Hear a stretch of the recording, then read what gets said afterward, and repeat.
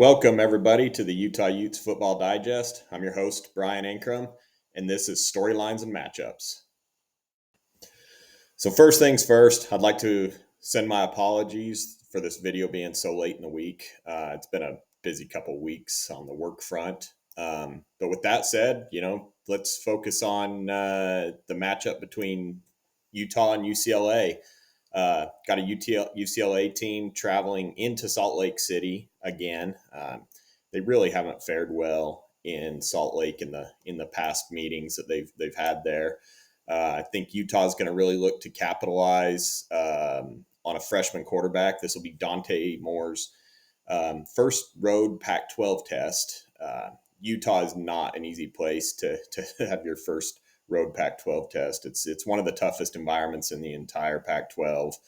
I believe the student section and the fans, elsewhere throughout the stadium are going to be extremely loud.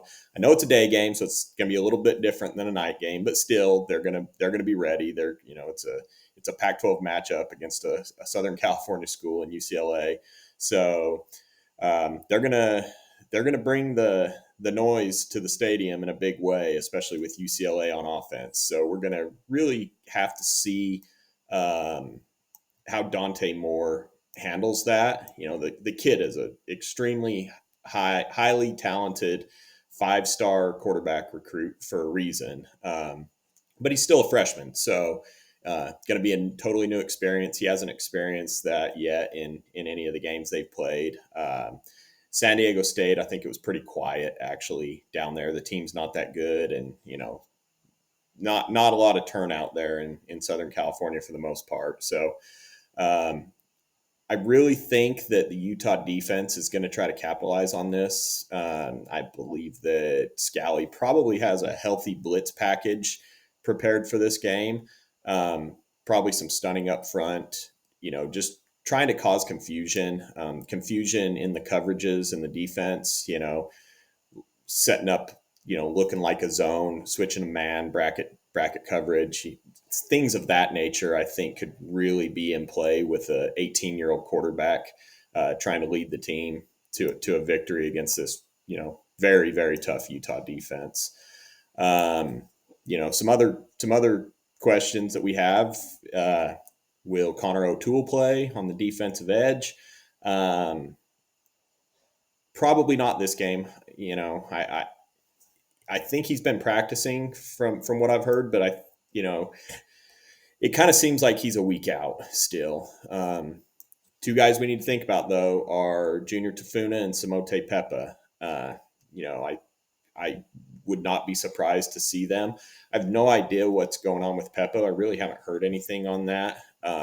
He has been spotted with a big club on his hand, so maybe he broke a bone and just can't play because he has a hard cast or something. I really don't know. Looks like Tafuna is probably going to play, from what it sounds like with him practicing. But we'll just have to wait and see. He's kind of been beat up all year. That would be an enormous presence in the center of that Utah defense, though. A defensive front that's really going to try to apply some heat, as well as stopping that UCLA run game, which we'll talk about when we get into the matchup section. The other thing, the number one question everybody wants to know is Cam Rising going to be playing? My thoughts on it, and this is just basically from the vibes I'm getting from what the coaches are saying and with him practicing, I do think Cam Rising will be playing this game. It sounds like he's taking the majority of the first team snaps. I don't know. I kind of have a feeling there's a split between him and Nate Johnson. It sounds like he's taking the majority just by what the coaches are saying. If he is, it would only make sense that he's playing, because if he's not playing, if they aren't fully committed and sure that he is going to be in there, Nate Johnson needs these snaps. He's a redshirt freshman quarterback, finally really getting in tune with this offense and getting his rhythm down.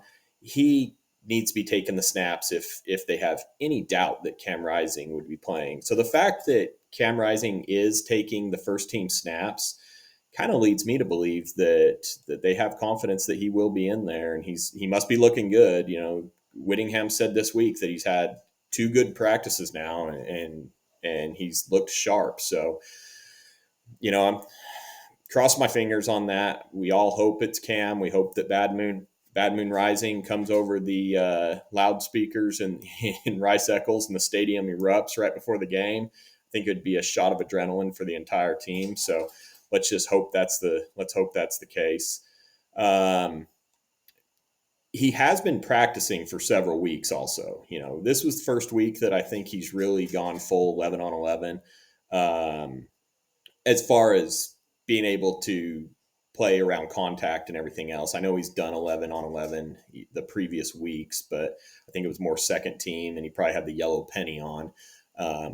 Hopefully he's ready because he has been practicing. He has remained conditioned through this entire process. So if he does play, I think he'll be ready. People talk about rust.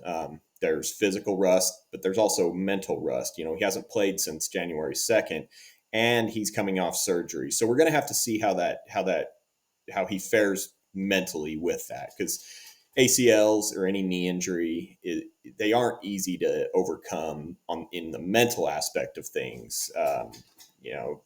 Say what you want, but once you get out there, you have that thought in the back of your head at all times. All right, so let's talk some matchups, and we'll start off with UCLA's offense versus Utah's defense. First person we're going to talk about is Dante Moore. He's the leader of that offense, albeit a freshman. He is now listed as the starter, probably from here on out. I mean, he's a 5-star kid. He's got a ton of talent, ton of skills. Ethan Garbers initially started against Coastal Carolina. He didn't have a great game. He threw a 1 touchdown, 2 interceptions. If you remember that game, it was actually an ex-Utah player that got 3 interceptions that game, 2 against Garbers and 1 against Moore. That guy was ex-Utah safety Clayton Isbell. Very excited for that kid. He was awesome at Utah. I hated seeing him leave because he would have got a lot of run this year and would have helped that defensive secondary and safety group even more. I mean, they're one of the best in the country as is, but really happy to see him have some success there. But moral of the story, Garbers didn't look that great, so they brought in Dante Moore, who I think they were probably just itching to bring in anyways. Highly recruited kid. I think he's out of the Detroit area. I believe he is where he was recruited from. So for UCLA to get him, it was massive for that program. He's looked the part so far. He's more of a passing style quarterback. I think he can move a little bit. He hasn't shown that he wants to really run the ball, but he can escape pressure. He can move outside the pocket, and he can make throws downfield. He keeps his eyes downfield. Very similar to what Caleb Williams would do. I think Caleb Williams looks to run a little more. But so just going over the stats, Dante Moore has 22 or 32 completions on 51 attempts this year for 615 yards. He has 7 touchdowns against 1 interception, and as I mentioned, that interception came in the first game. So the last 2 games he's looked really good, albeit against lesser competition. He faced San Diego State, who is down this year compared to what they were a couple of years ago, and North Carolina Central as well, and the talent separation there was pretty significant, just across the board. So it's going to be hard to compare UCLA against some of these teams, especially with trying to compare them to a Utah team who started out with Florida at home, and then another Power 5 team, mid-level Big 12 team right now in Baylor on the road, and then a Weber State team who, good FCS school, top 10 FCS school, but there was a talent gap there with Utah too. So we're just going to kind of exclude that game, and we're going to try to focus on where UCLA can expose Utah. So One thing they do really well is Dante Moore is an elite passer. He can be an elite passer. He can make all the throws. He can make the NFL style throws that you like to see in a college quarterback. Um, they also run the ball really well. They have Carson Steele and T.J. Harden in the backfield. Steele has 30 carries for 243 yards, an 8.1 average. Um, Harden has 25 carries for 233 yards, so he has a 9.3 average. And just going down the list, they've got another guy, Anthony Adkins, who has 15 carries for 122 yards, which is another 8.1 yards per carry. They're getting massive chunk plays. A lot of these, they have a lot of long rushes on the year. 42 yarder, 62 yarder, 38, 57. They're getting big chunk plays. So that's where they're going to probably try to establish that running game to open up the passing game that more can try to exploit the Utah secondary, who might come down and overcommit. We've seen that happen a lot. Basically leave our guys out to dry, and they could possibly see some big plays in doing so. So I'm sure the Utah coordinators, Scally, he's probably telling them, hey, we need to stay home this game. We can't come crashing down, because they can hit the big play, but they can also hit the big run. So we have to be cognizant of that and stay within our lanes up front, especially the linebackers, and try to eliminate the running game as much as possible, which Utah has done very, very well at this year so far. I mean, holding Florida to 13 yards was fantastic. Granted, 5 sacks, and sacks are counted, but still, I mean, they really didn't do much on the ground. Um, Hopefully, we can stop that. So looking at our defense, we've got the defensive front, who's, like I said, has been fantastic in stopping the running game this year, and it has to continue. Hopefully we can get Tafuna back in the middle, and even Peppa to block a lot of that up. One guy who's stepped in very well this year, I think he's played great, is Keanu Tanavasa, filling in for Tafuna while he's out. Um, he's done a great job in pass rush, and especially in the running game, stopping their running game. Another thing we're also going to need to have happen, um, is gap control on, with the linebackers filling their gaps, keeping their assignments. We had one play last week against Weber, their longest run of the game, where Barton kind of got out of position. I think it was him and Damouni on that one that kind of got out of position, and it went for a big run, and ultimately that was their only score of the game. Other than that, they've been sound, and it's going to happen. Good teams with good offenses, they're going to get big running plays, or big plays in general, whether it be running or passing. They're going to make big plays. You can't stop that. You just have to try to contain it as best you can, and that's what they have to try to do, is contain this running game, so they cannot try to open up the passing game and let more hit some of these big receivers down the field, who we'll talk about. First one is Michael Sturdivant. He's their main weapon. He's big receiver, 6'3", 205. This year he has 9 receptions, 219 yards, 2 touchdowns. Again, big plays. His long is a 62-yarder. Josiah Norwood, I believe he's their slot receiver. He's a smaller receiver. I think he's 5'8", 175-ish. He has 3 receptions for 102 yards with an 81-yard touchdown. We have to be able to limit that, and I think they've been able to establish some of that with getting their running game going. It's not the DTR Zach Charbonnet style UCLA offense, but it's still a very good offense with a lot of weapons. Couple of really good running backs in the backfield. So, the biggest goal is to just stop the run, and then put pressure on Dante Moore. So hopefully our defensive ends can really get home to the quarterback this week. Logan Fano has exceeded expectations at this point.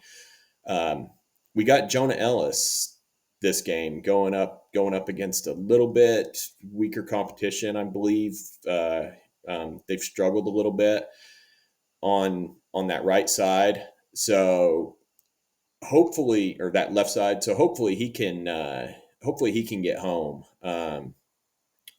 He's looked great all year. He's one of our best pass rushers. With the duo of him and Fano, I really think that they can put some pressure on Dante Moore, and that's going to be key. As I mentioned earlier, Scally's going to draw up some blitz packages with the linebackers and the safeties. Cole Bishop really made a couple of strong plays last week against Weber State. I remember 2 plays in a row where he put it right in the quarterback's ribs, back to back, and then ultimately on another play got home with the sack. So we're going to need to see that out of our safety groups. Bishop could potentially thrive in this game. Would love to see Lander on some of those linebacker blitzes, because I think he does a great job at getting long, tall, keeping his hands up in the air, keeping containment, and then being able to finish the job with the sack. So that's our keys defensively. It's not going to be an easy game. I mean, this is a talented team that has proven it. We just don't know exactly what they have because they haven't proven it against elite competition yet. So I think it's going to be a great game. They're ranked for a reason. They've lost a lot of talent last year, but they also gained an enormous amount. That I think the depth that they had coming up, and as well as their recruiting class, really positioned them to really not fall off when Charbonnet and DTR left the team, went to the NFL. So moving on to the final segment today, we're going to talk about the UCLA defense versus the Utah offense, where their strengths are, where we can possibly exploit them, and what we need to do to get a victory this game offensively. I don't think we'll have to do a ton just because our defense is so strong this year, but this is probably going to be our toughest test to date. They do have some offensive weapons, as we talked about. So I think our offense is going to need to put up, maybe similar numbers to what they did against basically any of these 3 teams this year, but probably more on the lines of Florida and Weber. Baylor, just everything was slow for 3.5 quarters really, and we were able to luckily score 2 touchdowns in the final 2.5 minutes, basically to get that one. But if we can come out and get a lead early, similar to what we did against Florida and Weber State, both on the first drive, that's gonna play a big part into how this game ends up. But where they are the toughest would be their defensive front. They can put some pressure on the quarterback. I think their run defense is pretty decent as well. They're led by Leatu Latu on the defensive end.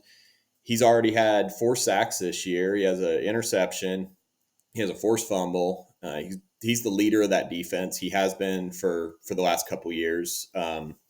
Utah is very familiar with this guy. He can flat out play. He's going to be going against Spencer Fano. It looks like he's on the right side on the defensive edge, and so Fano's our left tackle, and it's going to be a test for him. Luckily, through 3 games, Fano has shown progress. To be a freshman starting at one of the most important positions on the offense is incredible, and it speaks to his talent level and skill.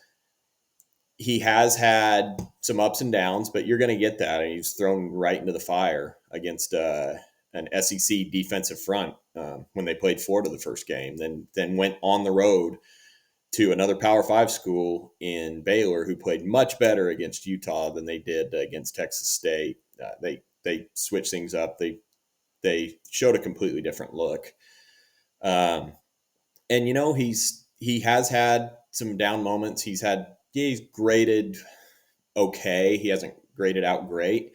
But there's been more positive than negative plays with him, and it's only going to continue to get better. He has an enormous amount of skill, evident of him starting left tackle as a true freshman. I think he could be one of the all-time greats at Utah, and he could be one of the best even this year. The other side of the offensive line is Satawa Lomea, who's our best offensive lineman. He continues to do great things for Utah. One thing we need to it's definitely something that can be corrected, but we need to let go of the guys when the running backs go by, or if the quarterback's outside the pocket. We've been bitten by the holding bug this year. Some of them probably not the greatest calls, and some of them a little ticky tack. But regardless, I mean, there were legit holding calls, and we just need to clean some of that up. I have full faith in our offensive line. We need to establish the running game against this defensive front. That'll help open things up to attack that defensive secondary, which I think is the weaker part of the UCLA defense. I haven't watched a ton of UCLA this year. I did watch quite a bit of that Coastal Carolina game. And I think it's an area that they can be exposed defensively, would be their secondary. Now, we haven't really exposed many secondaries this year. The offensive game plan has been around, controlling the ball, controlling the line of scrimmage, or controlling the clock and the line of scrimmage, running the ball. We have a very strong running game again this year. Jaquindon Jackson is looking fantastic the past couple of games. At the speed at which he hits the holes, usually with a good first move, is something that some of those elite running backs do, instead of the slow, methodical movements in the backfield and then finding the hole. I mean, it goes both ways. We've seen running backs, succeed in the NFL doing that. Le'Veon Bell was one of them.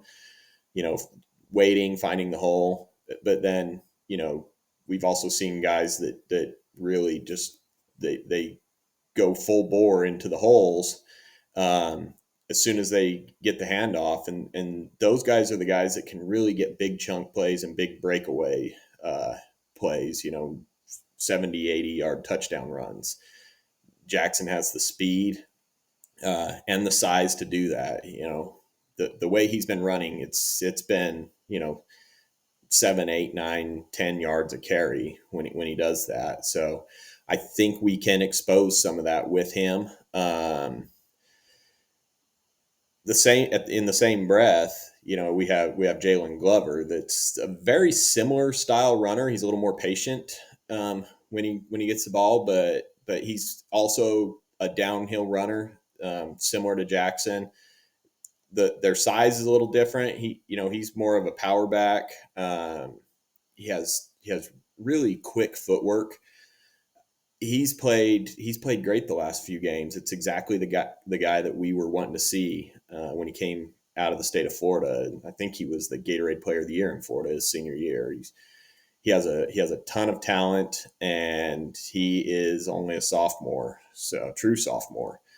So having those two in the backfield is great, but we also saw some shades of Chris Curry last week. Really excited for that kid who came off a season-ending injury last year. He had limited time last week, but from what I saw, it was a similar type of Curry. He runs mean. He can pick up those additional 2-3 yards after contact. and he did it last week, and especially his first 2 runs. It was great to see that. Hopefully he's got, with another week of practice, hopefully he's regaining his feet underneath him, and if we could have a 3-headed monster back there in the backfield, I think we can really wear down a defensive front, especially with the offensive line play that we have.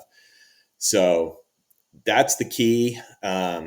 We don't know, again, if Rising or Nate Johnson are going to be starting this game. Nate Johnson really hasn't been allowed to fully utilize the playbook, and it might be, somewhat out of necessity, or also a little bit the fact that Andy Ludwig was wanting to maybe just limit that to keep limited film for conference play. Hopefully the latter is more of why we haven't really seen the offensive playbook opened up, but we have seen glimpses of some really good things with Nate Johnson. He was decisive. He just looked unafraid back there, which really impressed me. He didn't look like he was afraid to make a mistake. His throws were decisive. Some of them, obviously, he probably wants back. Luckily, they were not intercepted. One of them could have been for a touchdown. So he needs to continue to work on those progressions, those reads, instead of locking in on his first target, ahead of the throw. It seems like a couple of times that's happened where he has thrown into coverage because that was the throw that was on his mind, and there were actually some other guys open. So, if he can continue to work on that, there's going to be great things to come. But outside of that, he's made some really phenomenal throws in the passing game. We've seen the arm talent. He has zip on the ball. So if he goes, I feel pretty confident that we can still get this victory with him leading the offense at quarterback. If we get Cam Rising, I kind of mentioned it earlier. I don't think he'll be that rusty. I know it's been talked about quite a bit, but he has been practicing for several weeks, so he's kind of getting a training camp under him, per se. During camp, he was still staying conditioned. He was still throwing. Not versus a live defense, but he was still throwing with his receivers and his pass catchers. So I just think he's going to be ready. We don't know what he's going to do with his legs. So I imagine there's probably not going to be a lot of design quarterback runs with Cam. But as we know, and Cam's nature, if he sees an opening, he's going to take it, and he does it very well. So if he plays, we'll have to see how that goes. It would be nice to be able to have some design quarterback runs with putting Nate Johnson back in. One of these times he's going to break away. He has elite speed, as we all know. So one of these times he's going to break away and nobody's going to catch him. So even if we get Cam Rising starting, don't be surprised to see some Nate Johnson coming in, because he's proven his worth, and he is starting to live up to the hype that we've seen. He's still a young kid. We have to remember that he's a redshirt freshman. So still has a lot of work to do, a lot of things to learn. But it's only going to get better from here on out. So with all that said, I think we're going to be able to come away with a win in this one. I think Rice Eccles Stadium and the fans are going to be just an added boost for the team, and it's going to put a lot of pressure on UCLA. It's going to be a really tough environment to play in. I'm probably seeing like a kind of a 28-17 score. I think that's the score I had the first game against Florida is what I predicted, but I really kind of see that same type of scoring in this one. Utah's defense is elite this year, and I just really don't see UCLA scoring over 20 points with a true freshman at quarterback, even though he's a very talented true freshman. And then I think our offense does just enough to get a win here. Might even, some of those points could even be a defensive score. Um, we saw it last week. Lander Barton read that lane and caught it like he was a tight end out there, which we actually heard he could be a pretty good tight end. But um, yeah, he snatched that right out of the air, and nobody was catching him to the end zone. So I wouldn't be surprised to see something like that happen again once Moore gets in a little bit of trouble, starts seeing pressure, maybe start seeing some ghosts, making those trying to make those really quick split decisions. There could be some opportunity here going against a true freshman. So that's how I see it. I'm can't wait for this game. It's at what is it at 1:30 local time, Mountain Time, 2:30 Central. Going to be pretty good weather from what I could see. 65, 70 degrees at kickoff. Can't ask for a better college football Saturday setting right there. There's going to be a lot of tailgating and excitement before the game, so hope everyone's able to get out and experience some of that. Get to the stadium early, get loud. Yeah, let's see the fan base come out in force in this one, which I have no doubt it'll happen. This is going to be another sellout crowd. So yeah, with that said, go ahead and subscribe to the channel if you haven't. Like and share the videos. We're going to continue doing a lot of these videos. I'm going to try to do a storylines and matchups every week. As mentioned, apologize it's late this week. I try to get it, Monday or Tuesday. Sometimes with my other job, it just doesn't work out that way. But yeah, I'm going to try to do these every week. There's several other guys who are providing a lot of content for Utah Utes Football Digest. Joseph has been putting out a lot of great stuff, especially with regarding the stats and the PFF and everything on those lines. It's stuff you don't see, on regular channels or podcasts. Where he actually goes in and breaks down a lot of those statistical numbers. So yeah, like the channel. We appreciate you all for watching. Put a comment down below. Let us know what you all think. Give us a prediction of this game. You can find me on Twitter at San Antonio Ute. So with that said, go Utes.